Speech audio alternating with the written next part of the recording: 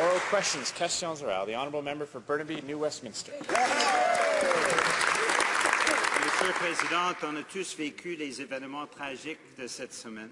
Et pour répondre à ces événements tragiques, on doit avoir une approche qui permet à la fois de protéger les libertés civiles et la sécurité des Canadiens. Il s'agit des deux responsabilités fondamentales de notre Parlement, Monsieur le Président. Alors, quel est le plan de ce gouvernement pour faire face à ce défi? Thank you, Mr. Speaker. I'd like to thank the honourable member for that question.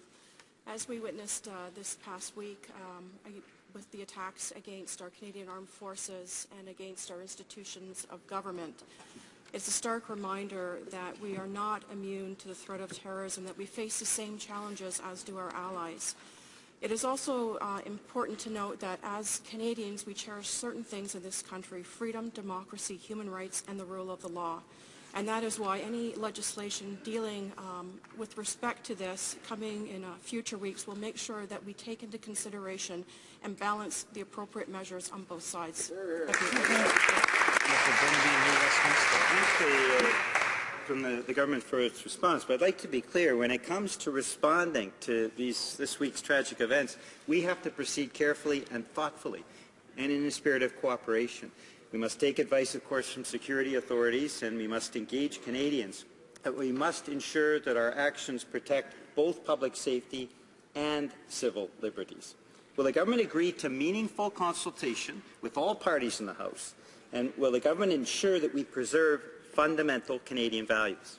The Honourable Parliamentary Secretary. Thank you, Mr. Speaker. As indicated by the Minister of Public Safety, our government is committing to ensuring our national security agencies have the tools that they need to be able to track terrorists, whether abroad or here in this country. I think as we talk about these specific issues, it's important to note that this type of legislation will be tabled in the House very shortly. There will be robust debate from all sides of political parties on this particular issue. The threat from terrorism, as you know, Mr. Speaker, is more complex and diffuse.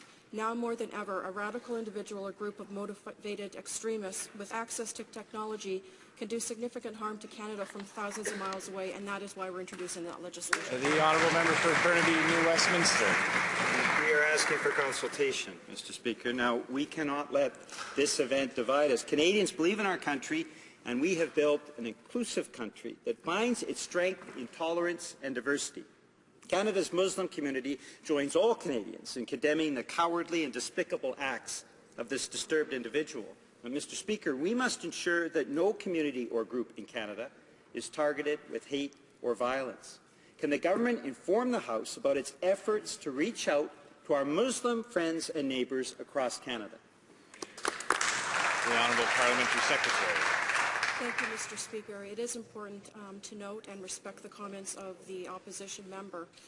As you know, hate in this country is something that we do not want to spread, and we want to make sure that when we talk about terrorist attacks and so forth, that we're talking about the individuals that have committed these atrocities abroad and here in Canada.